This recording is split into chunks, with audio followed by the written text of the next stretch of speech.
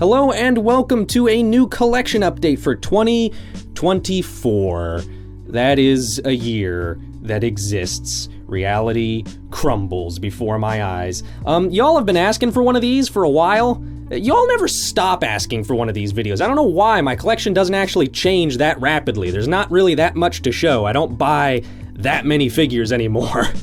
But it has been a while. I was just recently rewatching the last collection update, and it's over a year old, and a lot has genuinely changed since then. So anyhow, I guess it is actually kind of warranted. As you can see, we have a beautiful empty shelf. It actually is genuinely beautiful to see an empty shelf when you're constantly running out of space. And yeah, I have kind of moved things around. It's probably obvious. I'll get to it more later, but yeah, I've been trying to make more space because I'm gonna need it. Creative Beast exists. Next up, we have the main Dinosaur shelf. This is it. These are all my plastics. Not really. I think the only new addition here is the How Long Good Dinosaurus, which is a really, really good figure. I should definitely review it at some point. And in general, it's the only How Long Good figure I've actually gotten so far, the only one that I've felt compelled to go out and buy. But there have been a number of How Long Good figures recently that have been tempting to me to various degrees. And I think it's a really promising company. I really like how they price their figures because, man, normal dinosaur figures, not even like Creative Beast, but just normal static dinosaur figures are getting more and more expensive as time goes on. Like every PNSO figure just feels like a bigger and bigger investment. So it's nice to have a new company with quality comparable to other brands like PNSO, but that's charging like half as much. I approve. We also have some absolutely beautiful Spino Dude repaints. We have this amazing Iguanodon he did for me, his classic blue Baryonyx, his Halloween Torvosaurus. At the back we have the Creative Beast walking with Rex and subadult Trike, looking neat. Then of course we have the non-dinosaur shelf. This is still one of my favorite shelves just aesthetically. I think the overall layout and kind of composition of the shelf looks really nice. I think the only new addition here is this, I almost called it an axolotl, this Diplocaulus from Spino Dude and Blue Fury Designs. I got this one because it kind of reminds me of the Ghost Leviathan from Subnautica for whatever reason. The lighting isn't really doing it justice, but I really like these little Diplocaulus figures. I know they sold incredibly well, and rightfully so. The colors turned out amazing on all of them, and it was honestly really hard to pick. We also have the spectacular, jaw-dropping, gorgeous sex symbol himself, the Tupandactylus from Spino Dude and Blue Fury. We have a plant. Amazing. A Dunkleosteus and a plant. Natural ecological rivals. Truly majestic. I think that's everything going on there. Next up we have the main BOTM shelf. The white balance is so weird. Thank goodness. Oh my god, it looks normal again. Here's this shelf actually looking not bad. Thank you, camera. Anyhow, yeah, well, of course we have the sauropods at the back, but mostly this is all BOTM stuff. We have the Tarbosaurus, beast of the Mesozoic, Wave 3 Tyrannosaurs, they exist.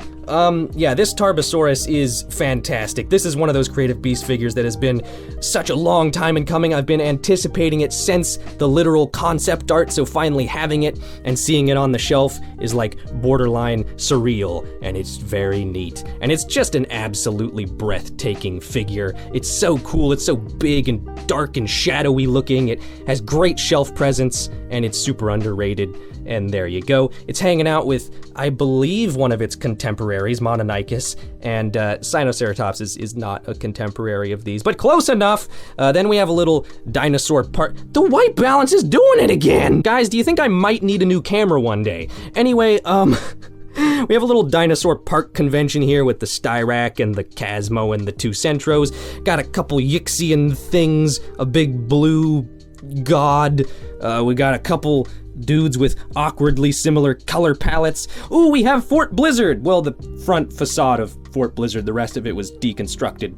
in the year of our Lord 1842. I don't know what I'm talking about. We also have some toady stuff down here. We got a little Pillywig lurking in the back, and Hammer, and Katie, and this old vintage Carnegie Stegosaurus that doesn't have anything to do with Toady, but it's hanging out with Oatmeal there. And then over on the other side of the room, we have yet more BOTM. So this is kind of how I freed up space on that shelf there. I've just expanded my menagerie. We got my Caparowitz people. We got a couple new Tyrannosaurs, another Wave 3 one, the absolutely amazing Electrosaurus, another figure like the Tarbosaurus that I have been anticipating since concept art, and it's really, really exciting to finally have it. And we have the electric blue Chianjiaosaurus, which is equally impressive and crazy looking. We got the Albert and the Fan's Choice Medusa, which go really well together. They're sister taxa, and they have kind of similar palettes, and I really like putting them next to each other. We have the other Medusa over here, the version 2 of the Archaeoraptor, and the big Proto. Then, of course, we have the anime shelves, because I haven't touched grass in like 5 years. I don't really remember what's new here and what's not. We got Cyberpunk Nendroids now, and Bochi Nendroids, and another plant. Look at that. What a glorious scenery. We of course have Biped Bear and the Bigfoot up above the... Oh, we have the Entropy shotgun now! I don't think that was there before. That's cool. Look at it be out of focus and overexposed. Beautiful. I'm not retaking that shot. That's all you get. It's glorious as is. It's fine. Got the Wonder Models Mosasaurus. I have all 4 Dokis now. That's pretty cool. And the Wide-Aw Mousepad. Pog! Oh yeah, and I forgot to mention over here, of course, we have the Toady board and some other assorted paraphernalia. We got Blizzard and Silas up there. Oh yeah, and I always forget to show this, but oh god, open door, open. On the other side of the door, oh, it's gonna be so dark. Oh, it's still so dark. Oh well. All these little Safari minis actually have some fun stories behind them. This one on the end is a figure that portrayed a really major character in Dino Island, Raptor Boy 101 series that inspired Dinosaur Island, so that's pretty cool. Not the exact figure, but just this Safari baby T-Rex.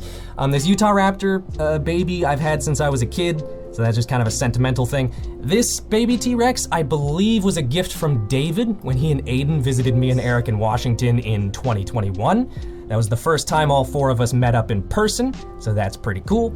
And then this little Dimetrodon is a memento from when we all visited Aiden when he lived in Tennessee. So that's also kind of neat. That is about it. Thank you very much for watching. As I said, I am very happy with the way the room looks. Minus the mocks, I feel like just randomly, that's not even all of them, that's only like a third of them, and they're just thrown on a shelf with dinosaurs. It just looks kind of chaotic to me and kind of messy. So hopefully I can find a more satisfying way to display the barnacles at some point. But other than that, I am really, really happy with the way the room looks at the moment. I think the whole setup is just very satisfying. And what's also very satisfying is the fact that I finally sold all the figures I had in storage. As most of you probably know, for some time now, I've been slowly removing figures from my shelves, just in an effort to, get my collection to look nicer and pare it down to just the most important stuff, so I don't own a completely absurd amount of plastic I don't need. And, they just started ending up in boxes, and I just had multiple boxes upon boxes of junk, basically. I mean, not literally junk, but it feels like junk when it's just a bunch of, genuinely nice figures that you're not really using for anything, and that I'd never have any plans on displaying again. So I finally got rid of it all, besides just a few select figures I'm keeping, mostly some old Carnegies and just a couple other things, but for the most part, everything you see is what you get. And characters for Toady, obviously. I've kept all of it, even the dead ones. I don't know why I'm keeping the dead characters, but I am. And I also have some anime stuff I'm gonna sell in there, and a couple Nendroids that are actually David's. I'm gonna ship those to him when he moves, and he's ready to set up his anime empire. I don't know, I'm just a storage unit for the man right now. But yeah, that's basically it. Thanks again for watching. I have some other videos planned for this year. I don't know if I'll get to them or not, but I hope I do. And I know literally the only thing I've done this year is bananas, which, you know what? If that was the only video I made this year, I would be genuinely proud, but I do have some other stuff I want to do. I really want to do some kind of a Toady retrospective behind the scenes series, or maybe just a single making of video. I'm not entirely sure yet. and I have a couple Toady episodes in the work for the eventual future. Just simple, shorter ones, but I have no idea when I'll finish them. And that's kind of the fun of the current state of the channel for me. So anyhow, I have no idea when I will talk to you all again, but for now, so long. Look both ways before you cross the street. I should end the video here before I keep rambling.